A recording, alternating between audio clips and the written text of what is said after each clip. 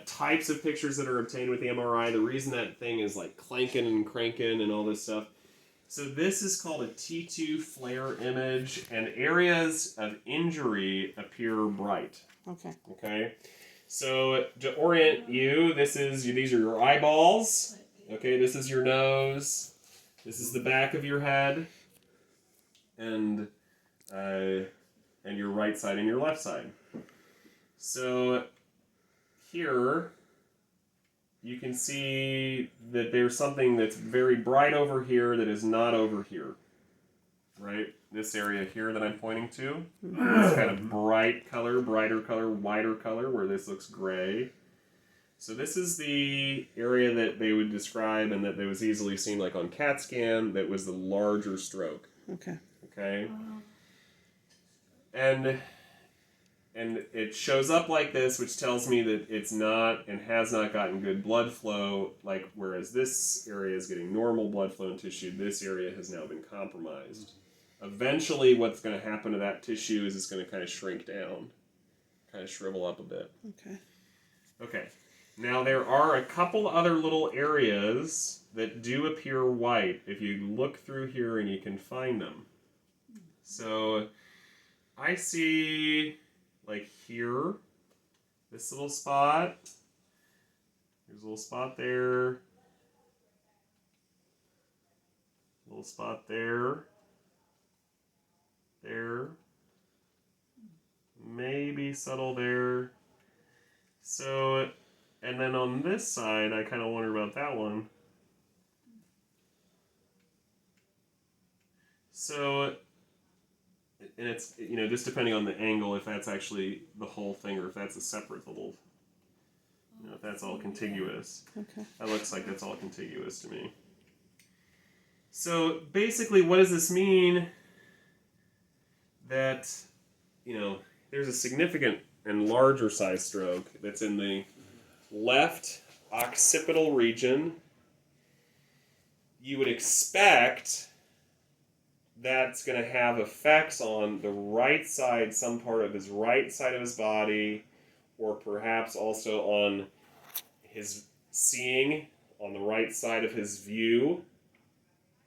That can have effect there because you have motor, meaning movement things that go back to the back of the head, but a lot of visual things especially. So if he is not having major visual disturbances, that's a blessing. Mm-hmm. But she is having... Okay, so if that is the case, that is hard. That's a hard thing necessarily to recover from. It's not like you can do exercises to make you see better. I wondered about the recovery for the vision.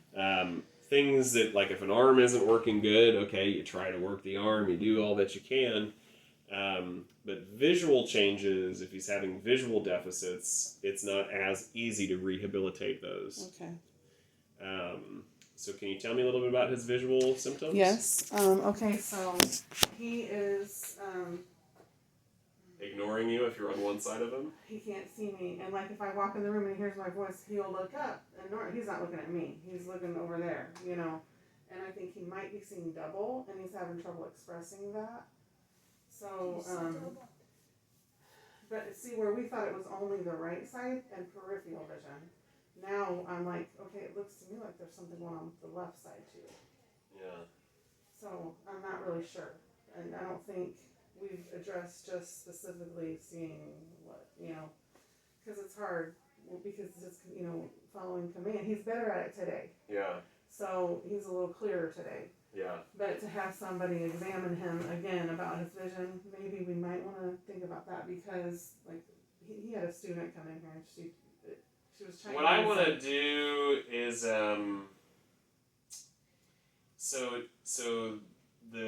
so we can absolutely do this, and it's sort of a rough test. The way that they really tell visual fields is at the ophthalmologist office. Okay. That's how you can really tell where people's true blindness is. What I can do is called a visual fields by confrontation, and I can see when are you seeing the things that I'm seeing, and it's sort of a rough test. He's not going to do a good job at it because he's not staying awake. Yes. So maybe so in a few in a days couple or days or okay. tomorrow morning I can visit with him if Okay. he's more of a morning guy, but Yeah. by now he's tired. And it matters. Not only can he keep his focus and do what I need him to do, but that he can answer me. Yes. Because if he's answering and it's incorrect because of the stroke, then again it's like, how do I really test this? So we can certainly test his visual fields. I think morning, like this morning he woke up about 7, 8 o'clock, and he was, that's when I'm like, wow, he's really a lot more clear. Okay. You know? But after he eats, then... Yeah, so what I'll do, then we'll try to, we'll try to come as early as we can for that. The tricky thing is for me, like I get some new patients overnight or variably. Is there something maybe like I can do? It's like not to do like the finger thing. I could teach you how to do it. I mean, it's a little bit tricky. It's not impossible for somebody to learn that is not a doctor. I mean, I still want you to do it. But You could YouTube it, and there might be something you could watch. So let me write this down, just in case you're curious. What I'm going to do, it's called Visual Field by Confrontation. So I sit in front of the patient at a distance that's about arm's length, and we each cover up one of our eyes. Okay. And then I say, okay, when are you seeing my fingers? And he has to keep his gaze right at me. He can't look at my fingers. We're not doing the test right now. I know, but then basically he has to say, oh yeah, I see him, or I see him moving, or I see number 2, or... Okay, and it would have to be brighter light and him awake and... so not... See, I even feel like when they did the swallow study, he was whooped. He had a really rough night and they had to take him early. And I'm like, I don't know that was a quite accurate one, but he is having some struggles anyway. So we are doing the exercises, trying to tuck the chin and all that stuff. Because I don't want to take no chances. Good. So yeah, does that help a little bit to see those pictures? So basically you're saying you don't feel like the vision, what's going on with his vision now, do you think that will it improve at all, or maybe just a little, or not at all? Oh, I'm going to say yes. And I should hope so, because even in a 78-year-old brain, there's hope. Okay. There actually is. And your brain, and in this first year, now, it may be the case that he does have permanent visual problems. Okay. That it's never back to perfect, but it can be better than it is today, yes. And I would be hopeful for that. Okay. I don't know if full recovery is likely to happen in terms of that. In terms of his vision. In terms of his vision. Or the whole thing. Especially the vision. Okay. The other things, whatever sort of movement things, I think we can remain optimistic for all of that. Because I'm already seeing improvement on that, so. And like when he was walking out, he was following my voice great. That seemed to help, and I was like, Dad, just come towards me. And he's like, okay, and he just come on. The size of his stroke and the area that has been affected in the brain in that part, it's significant. It's not a small stroke. So is there hope? Sure. Is it likely to all come back? I would just tell you, and even tell you today, probably not. Okay. But there is hope, because like right now it might be that like he's blind all the way out, all the way over here, but over time that maybe comes in a little bit and he has a little bit better peripheral vision. That actually can make a big difference when you're trying to cross the road, or you're trying to be on a sidewalk and walking anywhere and seeing that somebody's next to you. Certainly not driving. Is it typical to see him do something here and then over here, like a little bit later in the day? Because when one of the girls was examining him, she's like, point to the door, then point to the window, and the window was wide open, and he couldn't find either one of them. But then later today, he was looking out the window, and he's like, I said, do you see that traffic out there? He said, that's 65, he knew. So you can tell how, for us to interpret we're interpreting what he's telling us. Okay. And if what he's telling us is not really reliable because he's tired, because Okay. he's, you know, But she was then- tired when you were trying then to you get it can't together. really, in fairness, do the test. Okay. You know, he has to sort of be awake, alert, and able to keep focus. And for the 5 minutes that it takes, but you really, it's a struggle. Even when I'm doing this with a quote-unquote normal person, everybody cheats. You know, they want to look at my hand. Oh, I say, yeah. no, you got to keep your focus here, and so it's not an easy thing to do in person. Okay. And truly, like, you got to go see my wife, who's an ophthalmologist, and see do a visual field thing. Okay. You don't have to go see my wife, but No, someone like yeah, my wife. Yeah. You know, for people who do That's visual cool fields. that, you know, she's that. That's cool. Yeah, yeah. Well, So she's the smart one in this You couple. probably kind of, you know a little more because of that. Maybe. I'm lucky. Yeah, you're blessed that She's way. educated You're me the a little perfect bit. doctor to have for us No, right now. I don't know about that, but anyways, it is.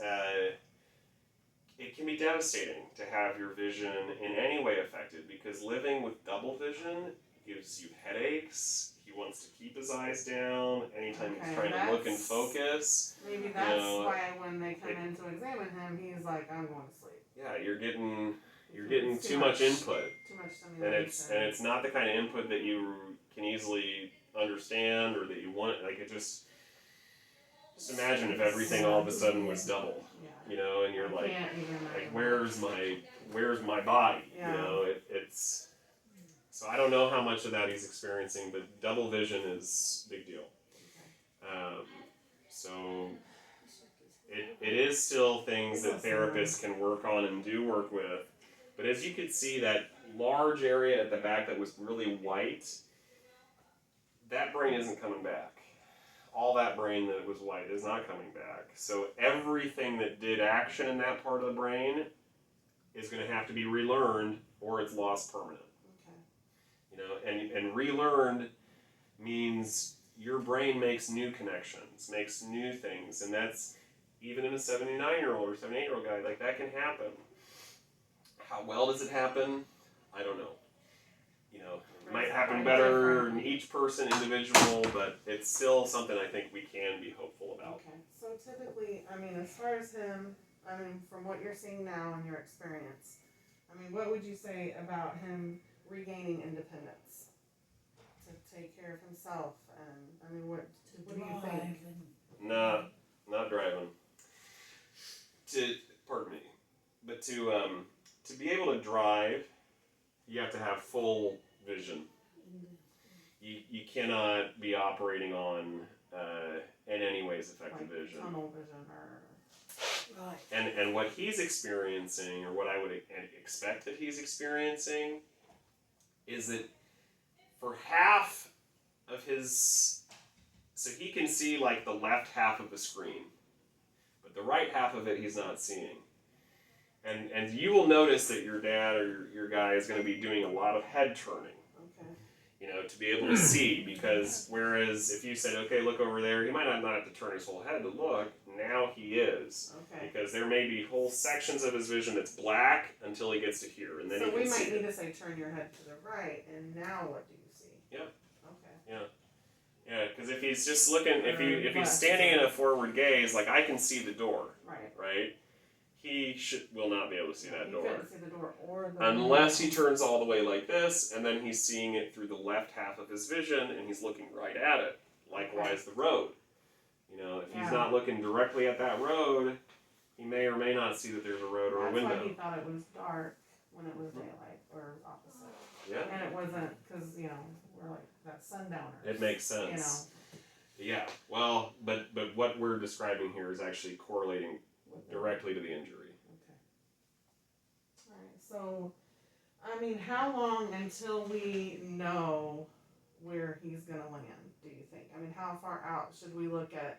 A year. A year, whole year. Yeah, I mean, I would say that you guys are going to know in the next month how it's going. Okay. Is he rehabilitating well? Are we having any progress? Are we having zero progress? Or, you know, you're going to have a sense in about a month. And then I think you say, okay, and then how is it in 6 months? How is it in a year? Okay. But thinking about his independence and those kinds of things, I know you're thinking about it. I really doubt he's ever driving again. Okay. But independence, it just sort of depends on what the healing looks like. And then, there are lots of things that you can do to make a house and home safe for folks who have visual problems, and lots of different visual aids and things that make, you can do a lot for someone to make their home normal for them. If somebody else walked in, they'd be like, this is kind of strange. You guys got all this stuff set up in different places, but it can still be good quality of life, and it can be at home, and he's not probably as good at flipping his own eggs, and doing stuff like that, but can he do the dishes? Can he still do stuff? Yeah, probably. Do it. I think those are the things that we can hope for realistically. And optimistically, but full independence, if his vision doesn't go back to completely normal, and I doubt it will, I'd say probably not. He's not going on solo car trips, going camping or fishing or stuff like that. Unless he's going with a buddy, and the buddy's the one driving and taking him. But, that's not like saying you can't go places. You can just you just can't drive yourself. And by himself. By himself. Yeah. So, one more question. What do you think? I forgot what it was. What do you think caused it? A stroke, like his? The stroke, So, the common things, and somebody who's in their 70s or 80s, the development of plaque occurs in different arteries. When you see sort of one particular area that's really hit, but then you also see a couple other spots, to me that suggests that something came from somewhere and kind of went. It didn't all go to the same place. So I can imagine that he had plaque in one of the big vessels of his neck. The plaque ruptured, and then that's called a thromboembolic stroke. So plaque, what is plaque? It's not like plaque on your teeth, but plaque in an artery, or what's called arteriosclerosis, it's hardening of the vessel, and then plaque develops, and inside of the plaque is filled with fat, lipids, That's why people always harp on people about their cholesterol and stuff like that. Which is so weird, because his cholesterol is slightly high, and he already had the carotids checked. It could have, if it's not from the carotids, it's actually can be from your aortic arch is another place that it can come from, or lower down, but just imagining. Yeah, he had a stent back in February, and see, all of these symptoms, not all of these symptoms, but he was having these symptoms where he said, I feel wobbly, he was getting oh my God, trying to fall. This all started in January. A couple weeks ago he did fall. Yeah, so he was having TIA symptoms. Maybe some falls too. Yeah, wow. And weakness, and being he kept saying my thinking is just, he's like, he knew it, and he's like, my thinking's off. He maybe was having trouble with his checkbook, so this has been going on, and we've been back and forth to the doctor trying to figure out what's going on. And I finally took them to the ER in February, and that is when they ran the test. Do you mind if I join? Yeah, come on up. That is when they, the only thing they found at that time was an elevated troponin level. Yeah. That was in February. Yeah. If I said that. They ended up putting a stent in. But it wasn't in a main artery. It was kind of off to the side, and Dr. Krause kind of went through all those pictures like you just did with us. And he wasn't even sure that he even needed the stent. So that's how little. Listen. Yeah. That story sounds like back even in January we were having TIAs. Okay, and we wondered that. So he might have been small and it just wasn't showing up. No, so it's a TIA, not a stroke. Clear back in 2018, he had where he couldn't get up out of the chair. It was like, and I mean, it was like, we took him to the ER again, and they did. The only thing they could find was some trouble in his back. It was like, so strange. Dr. Krause. So it seems like this has been coming. Well, now we know what's been wrong. So I don't know. I mean, that's just what I'm feeling, but it's interesting. It's sad. It's sad. It is that we couldn't catch something It's sad. sooner, You know, there even with you know, there isn't. So I he guess was a lot on- to feel yeah. great about, except that he's alive. Yeah, You know, he's doing as and good as he's doing as good as he's doing. It's weird, you know. I guess so. If you are on blood thinners, that's not gonna really stop you from having a stroke. If it's So the hope with a blood thinner and a stroke, especially if somebody has atrial fibrillation, you know, that's this connection. he's never been diagnosed with that either. So. And you know that is another possibility, but I doubt it. You know, all of a So, sudden, so we won't There's know. that family history of heart stuff. Mm. Yeah. There's that. Their whole family. You know. Yeah, so guys and women in our late 70s and 80s, we get strokes sometimes. You know, and sort of an age-dependent kind of a thing. And we should just be thankful for that we still have them, right? I would say there's a lot to be thankful for, because let me tell you what. In this doctor's opinion, I think there are things worse than death. Worse than death. So that means being alive for me, but not being able to recognize any of my loved ones, That would be horrible. not being able to eat food, which I really enjoy, not being able to He hasn't had have a trouble. memory of my life, you know, We like. still have all that. And So there's, so what I'm telling you is, yeah, it could be worse. It could be a hell of a lot worse. He could have no function of entire side of his body, or he could be completely paralyzed. You know, so if in the end, if we are left with visual changes, that yes, it affects his independence, but hey, he still putters around and still does okay, and Yeah. can have conversation and enjoy life. We're doing as good And as he we was can do, still probably. mowing the yard, but I don't know if we can keep that up. Well, I don't know either. I'd say that sort of Our depends. grandson can, That sort of depends. I wouldn't want him on a riding lawnmower, or necessarily even a push lawnmower if he's not seeing good, Okay. because he can't. You got to be safe always. Right. You know. He can watch us and watch the kids and yell at the kids while we do the work. There you go. There you go. And so then he becomes a good coach, Yeah, he's a very good coach. instructor, Yep. teacher. He's a good grandpa. Yeah, that'll stay Well, the he's a same. great grandpa too. That'll stay the same. You okay there? He's asleep. Poot. You want somebody to help him get back to bed? Yeah, I don't know. I think maybe we might just leave him in the chair and let him rest, because Yeah. once he gets Okay. in the It's gotta bed, be it's like there's a bedtime. certain time frame that he can tolerate this. Just bed. let him sleep then. Yeah. All right. And then maybe he can shower before bed. Or Well, I'm glad I got you. I'm sorry for the late God or bless the late. No, no problem. You know, Yeah. really, it's been a busy day, and your timing is really pretty good. The Okay. only thing Yeah, on my thank list I you. didn't You're get welcome. done is talk to the You're welcome. rehab today. You're Did you touch base, or do you know anything about the rehab? Will he be going tomorrow for sure, or you're not? As long as he's okay. As long as he's looking okay, about the same as today, So probably. we'll be going there tomorrow. We'll talk to him tomorrow. We'll 'cause Totally. see how he my does, office and is then closed they'll right now. decide if he's gonna keep it up. No, but he is going to keep it up, ma'am. Okay. He is going to keep it up. What we don't know is how it's going to go. Right. But he's going there for one purpose, and that's to get better. To get better. And Okay. And get him home Mhm. after that. So Mhm. familiar. He's gonna really need the familiar, I think.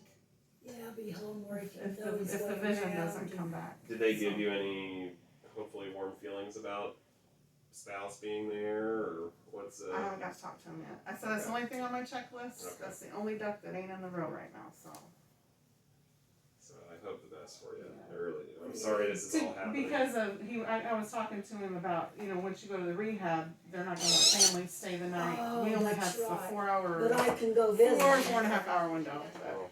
'Cause when I Anyways, was in thank you. rehab, Get some I rest. appreciate you taking that time. Yeah, Thank absolutely. you. Thank you. Thank you both. Thank you. Thank you.